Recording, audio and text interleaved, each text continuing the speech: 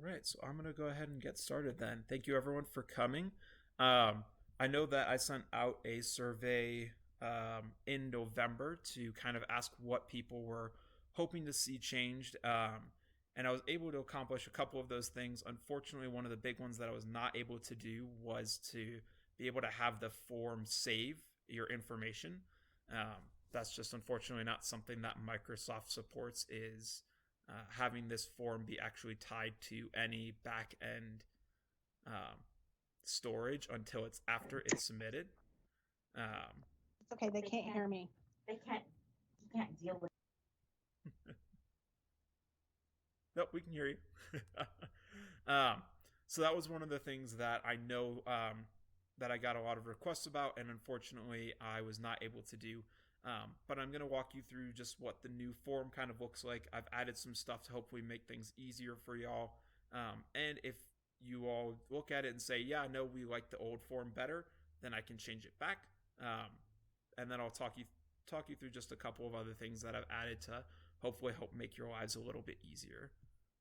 So I'm going to go ahead and start sharing my screen.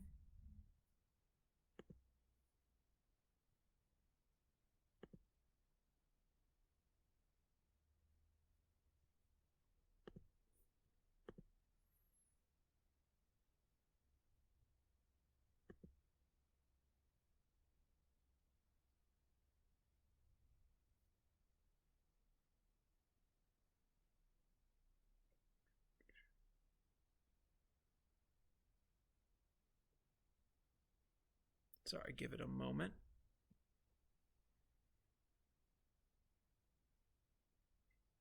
All right. So this is the form that all of y'all have used for a while that you're fairly familiar with. These first two things are the same that they've always been. For provider name, I added just a drop-down list of being able to just choose the name of the most common providers that we have. There is the other option for people who aren't on this list, but this is just so that y'all don't have to type it out every time. These were the people that have been billing consistently, and so that will hopefully help with the name recognitions. The email, I've had some people start responding yes to this. This needs to be an email address, otherwise I have no way of recognizing who it's coming from because all of the rest of it is anonymous because of how Microsoft runs their forms platform outside of organizations. So just a quick note there. The service descriptions are also the same. The next thing that I've changed is for each service, instead of having just fill-ins, I've had it be drop-downs. And this is the reason that I did this is we've had a couple of incidences of people billing duplicate times. And so one of the things that I've recently added to our automation is it will now recognize if you've already billed for that service for that month. And it will tell you, hey, you've already billed for this service for this month for this amount. If this is not the right amount, reach out to us and let us know and we can correct this. But this drop down of what month you're billing for is specifically to help with that, as well as the changing of the dates. It now populates a calendar so that way you can see, oh, we started doing it on Wednesday the 2nd through the 30th, when we know that we serve on Wednesdays.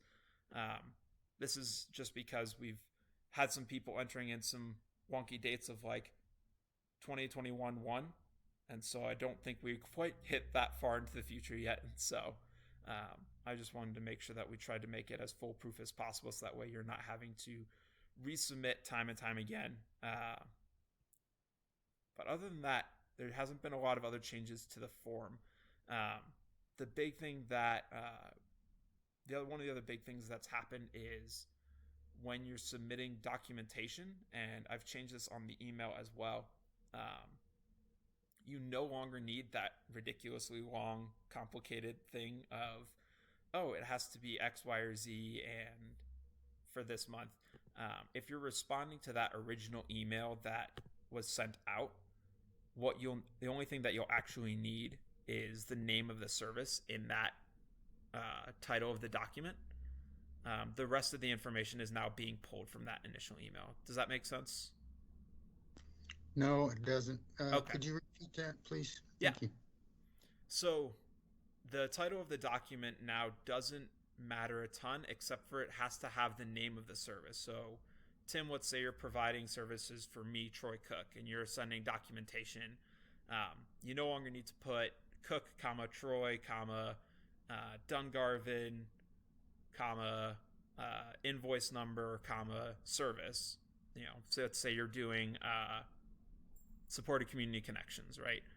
You would no longer need to put that long title. The only thing that you would actually need in the title of those documents is the name of the service. So if you say we're providing supported community connections, you could then just hit reply to that email that says, hey, you've been approved through phase 1 of billing for supported community connections. Please submit your documentation. That document would just have to have the name of the service that you provided and nothing else. Does that help you understand? That is awesome. And so I know, because I know the naming of documentation was a huge pain, and so I was able to figure out a way around that. That's great. Thank you. Yeah. And so, I mean, those are kind of the major updates that I have. I also wanted to open this up for a time of questions. I didn't think it would take the full hour. Didn't expect it to only take 10 minutes, but yeah, do y'all have any questions or anything else maybe that was not in the form that you said that you would want to see? Again, I apologize about not being able to save your data from previous submissions and being able to just pull that back up and have it pre-populate. Is there a way to make a drop down for the emails? There is. The reason that I would hesitate with that is because and this might be me, and so I would appreciate other people weighing in. I would be hesitant to do that because if you accidentally click the wrong email address, like say Tim's trying to bill for Dungarvin, and instead of Tim clicking his email address, he clicks Jen's from Gaining Independence with Genevieve, and Jen is now getting this email saying that she's approved for billing for a person that she doesn't serve. And so that's why I'm hesitant around that. But if other people have thoughts or ideas, please weigh in. I agree with you. I won't want the drop down. Okay. Same here. But that is a good idea. That was my hesitancy around doing all drop downs, is if people accidentally click the wrong one, then that could become really messy really quickly.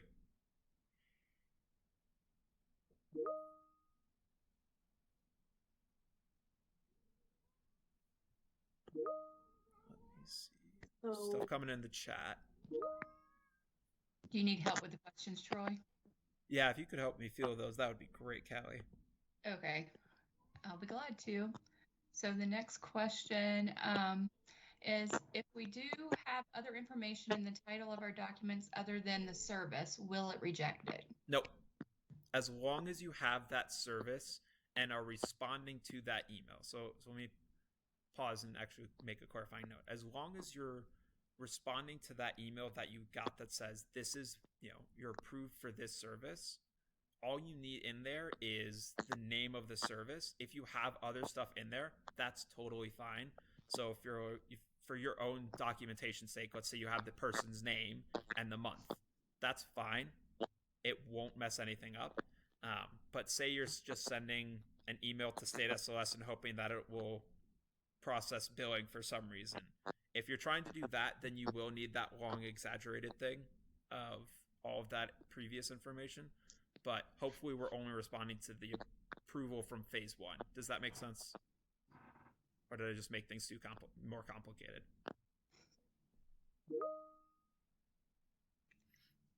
So we'll go down to the next question, question and go back up. It says, can you give us a step-by-step to follow in the moment when you're doing it?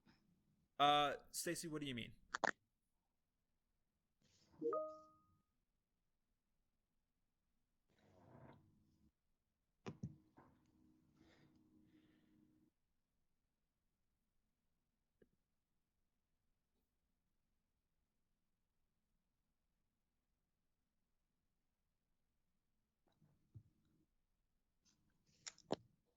Well, Stacy, could you help? Like a step by step Sorry, of I going was through I was typing, but I No, can no. just say it. So I was just thinking of like a cheat sheet sort of thing. The problem is we have so few clients that are billed through you guys that I never get practice. You know what I'm saying? So I feel like I'm Hmm. having to relearn it every month. And that has been very hard for me. So I was just wondering if there was, if you may even already have it, just a step by step of the steps so that I can follow it in the moment to do this a little more fluidly. Yeah, I can send you the original video that I made, or I can even make a new one that I'll So, upload well, to I you. have, yeah, I do have that video. And to be honest with you, I end up having to watch that video every month because I literally bill for one client every month. And so it's been rough because I just don't ever get good at it. And so we are planning on taking on a couple more clients, but so I should get better at it. But right now, it's like I said, I end up spending more time on that than we're actually spending with services right now. So when you're talking about a step by step, are you talking about a Word document or something along those lines? Yes, just like first you need to do this and then it needs to be in this format, that kind of thing. I have the link and I think I've got that first step down, but I always mess up the second step. Would other people find that helpful? I may Yes. be the only one having problems. Okay. I think That it would be helpful for somebody in the future, yeah. like somebody who's filling in for me or, that kind of stuff. Yeah, I can definitely work on that. I don't know if I can get that to y'all before Christmas. I'll just be honest. But I can definitely start working on that. And I'm taking some time off right around Christmas. And my because it also happens to be right around my birthday, and so um, I'm going to be taking a couple of days off. But I can try and get that done um, right around the beginning of the new year. So I will try and get that to y'all before we have to do the next set of billing. Let me just. I will make note of that later. But yeah, I can definitely do that. Thank you so much. Of course. let's see. And Tina was asking if there's a chance for a next button for if you have several billings to do. Unfortunately, there isn't. The best thing I can recommend is after you've hit submit, if you hit F5, it automatically refreshes the page and pulls everything back up. That's just unfortunately there's not something that's supported by Microsoft Forms, which is the platform, the backend platform that we use to do all of this. So, but yeah, the F5 key on your keyboard refreshes the page. And so after you hit submit, it will then, if you just click F5, it will then refresh the page. Okay. And Jen is asking, can you use acronyms or do you have to spell it out for the responding email? For the service, it still has to be spelled out. And I know that's kind of a pain. But it still has to be spelled out as it is in the email. I can try and find a way to see if we can do acronyms, but I don't. I foresee that having more issues than it being helpful with, because then you're including another set of data that you're trying to read in, do a comparison to, and then say this equals this, which equals this. And then accounting for Jen, you might have, SCC is supported community connection. Someone else might have SCC5, and then you get into what exactly is an official acronym. So, unfortunately, I wish I could make that part easier. The best thing I can recommend is copy and paste. It is a wonderful thing. But that is unfortunately something that still has to be spelled as it is spelled in the email as the name of the name of the service.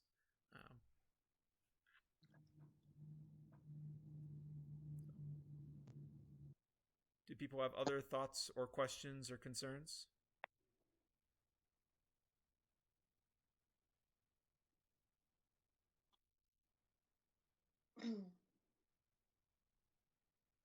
So what's the best way to access the new PASA form? The new what form? Sorry. So the form that you changed that has the drop downs now? Yep. So it's still the same link. Everything with that is still the same, and I posted the link in the chat at the beginning of this. I can do that again real quick. I think it's still on my clipboard.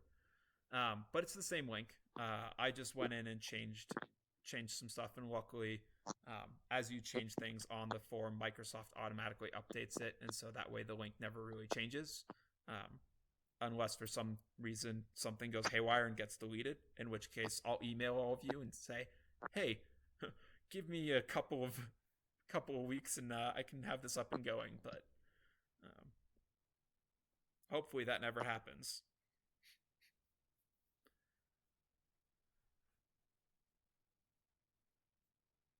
And so this is Callie, and I just wanted to say to everybody, this month was so much smoother, and I'm hoping we finally got, especially with these tweaks Troy have made, a lot of the kinks worked out. And so like this month was super, super smoother. And just encourage you guys to keep reaching out to me and Troy with the technical issues for any questions or concerns. And we're happy to keep working on it so that it's as efficient as it can be for everybody.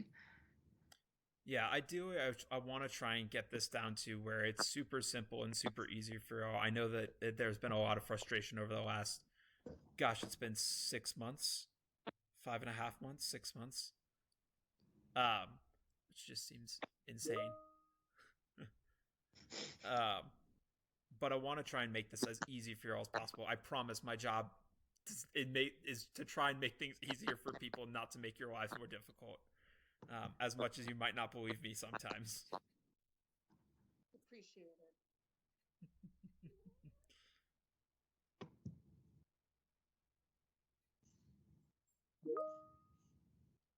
So we don't have to have that long, complicated name anymore, but when we put in the title of the services, does that still have to like be capitalized and? Yep. So that still has to match the name of the service that is in the email. So that's what I was saying. Using the copy function is just super helpful for stuff like that. If you want, I can show you a quick way to just name a document if you haven't. If you're unfamiliar with renaming documents super easily, there's a bunch of little shortcuts that I could show y'all, if that would be helpful.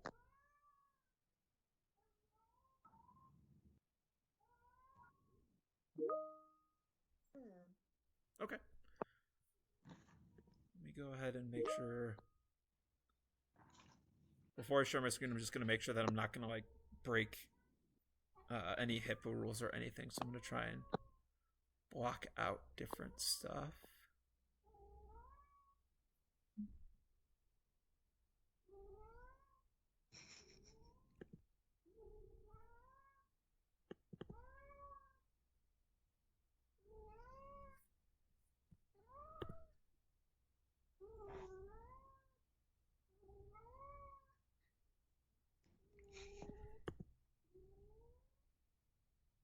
Somebody give that kid a treat. Yes, this is my wife and I got a cat for each other for Christmas, and so he is incredibly playful, but requires that you play with him all the time. I swear he's a cat, or he's a dog, not a cat. So. Sounds like one of mine. Okay. Here we go. So let me go ahead and share my screen with y'all.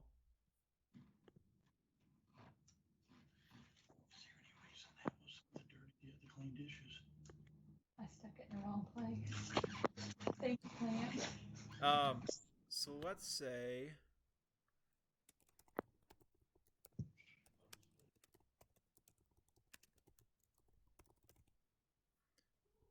So let's say I needed to throw this name into the title of a document. Just copy and paste it. If you don't use the shortcuts on the keyboard, you can right click, but I always use shortcuts on the keyboard, so Control C or Control X if you're cutting it. But then I'll come to just the files, and if you double click, there it is, and it's renamed, and that would work. So say you're pulling that up. Here we go. So I did a test one. So let's say I needed to do job development individual. I can just highlight it, right click copy, or just Control C. Clicking on it again, Control V or paste.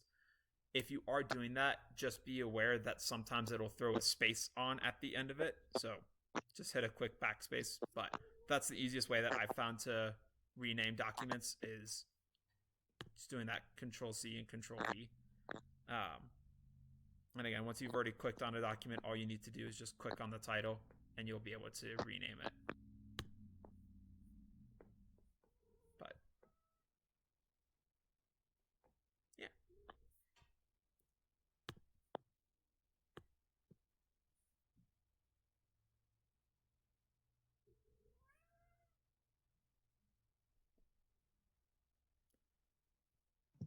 Tim, you look like you have your hand up. Yes, so if I understand that right, the document name has to be exact. Sport of Community Connections, for example. But it's okay to have the person's name and the month after that. Is that still correct? Yep. So as long as the name of that service is in there, you can have whatever else you want. You could have, I don't know, Starship Enterprise, Star Wars. You could have anything else in there that you wanted. That was just the first thing that came to mind. But as long as that service is in there, yes, you're correct. Anything else in there will just kind of be, I don't want to say be ignored, but it won't be trying to check a box with the rest of that information. Okay, thanks. Mm-hmm.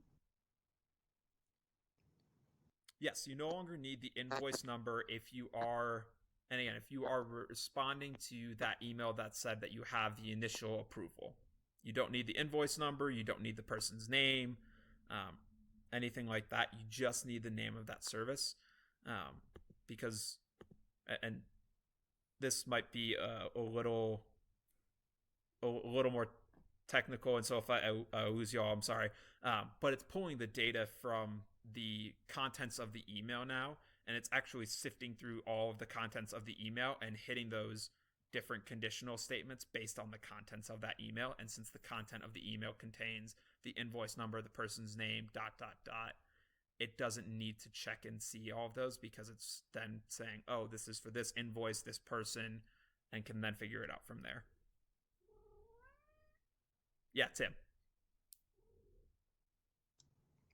There was at one time there was a hard deadline of the 5th of the month. Is that still the case? Yes, that is still the case. Callie, do you want to talk a little bit more about that? Because that's a little bit more your wheelhouse than mine.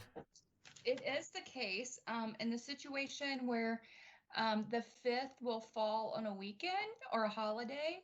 We extend it to the next business day, close of business. But that 5th deadline is so that we can turn around and process the processing time on our end to check that everything's correct, and get that payment out to you guys by the end of the month. And because the other issue with it too is the state is requiring within the state SLS rules that we receive billing within 30 days of service provided. So it helps us stay in that mark too. So for October, I had a successful billing, but something failed with it, and I asked you guys about it by email, and I got a reply that, yeah, sorry, it failed, something deleted, we don't know, but it'll be in the next set of payments. Yes. So for that one, do I need to do anything else on it, or is it just going to show up? It will be with your payment that comes with the um, with the December payments, because I had already processed January. Boy, I'm getting my months mixed up. I'd already processed November's. So, but you don't need to do anything else. We found the information and we'll get that to you, and apologize. Thank you.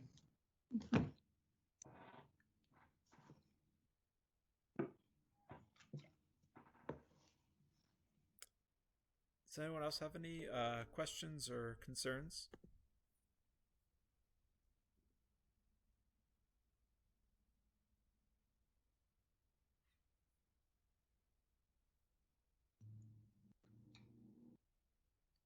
All right. Well, I'm gonna go ahead and end this recording. I'm gonna go ahead and throw this then up uh, on our YouTube channel, and then I can send it out to y'all if y'all need to reference it again.